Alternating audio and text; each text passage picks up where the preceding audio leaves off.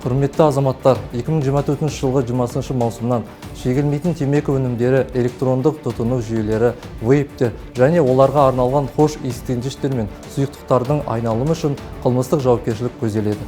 Халық денсаулығы және денсаулық сақтау жүйесі туралы кодекске сәйкес шегілмейтін темекі өнімдеріне құрамында никотині бар темекі жапырағынан әзірленетін заттар және олардың синтетикалық анықтары жатады.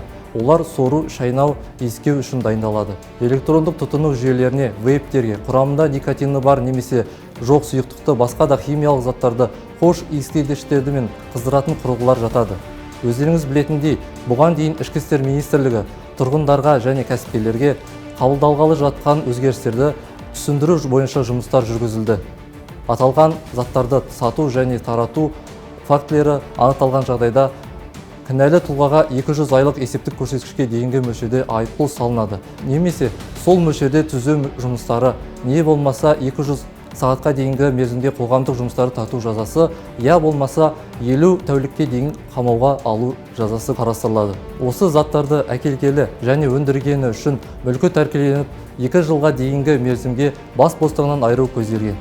Егер айтылған іс-әрекеттер адамдар тобымен аса ірі мөлшерде бірінші рет жасалса, мүлкі тәркіленіп 5 жылға дейін бас бостандығынан айыру жазасы қарастырылады.